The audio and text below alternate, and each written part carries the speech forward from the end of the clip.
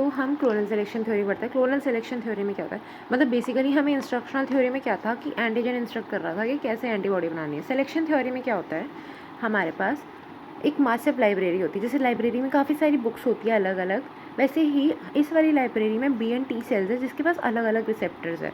जैसे कि ये सारे सेल्स हैं, इनके पास अलग अलग रिसेप्टर्स है, ठीक है। वैसे ही इस लाइब्रेरी में अलग अलग रिसेप्टर्स है। अब क्या होगा, कोई भी एंटीजन एंटर करेगा तो इस पूरी लाइब्रेरी में से जो ऐसा रिसेप्टर जो उसको फिट करता हो, उसका कॉम्प्लीमेंट्री हो, वो निकालेंगे, उसको लगाएंगे और एक्टिवेट करेंगे।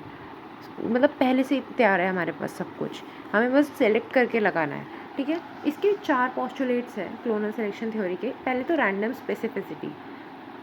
तो रैंडम स्पेसिफिसिटी का मतलब क्या है कि हमारे पास एक स्पेसिफिक टाइप का रिसेप्टर बन रहा है, बिल्कुल रैंडमली। हमें कोई आइडिया नहीं है कि वो कहाँ से है, कैसे है, बस रैंडमली शफल करा, ज्वाइन किया, हमारे पास कोई रिसेप्टर आ गया, ठीक है। एंड सिलेक्शन एंड एक्टिवेशन, मतलब सिलेक्शन होएगा लाइब्रेरी में से, वो अटैच होएगा। अब इन जैसे ये लाइब्रेरी में ये सारे सेल थे, ये सारे रिसेप्टर थे, तो इसमें से ये वाला है, इसका सेलेक्ट किया, अटैच होएगा एंड फिर एक्टिवेशन होएगा।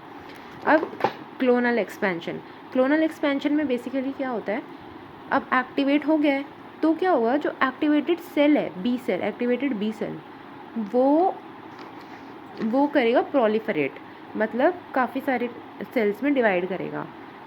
All cells have same receptor as the parent cell. अगर ये वाला सेल क्लोन बना रहा है तो फिर सारे जो भी होंगे सेल्स, क्लोन सेल्स, वो इसके जैसे दिखेंगे।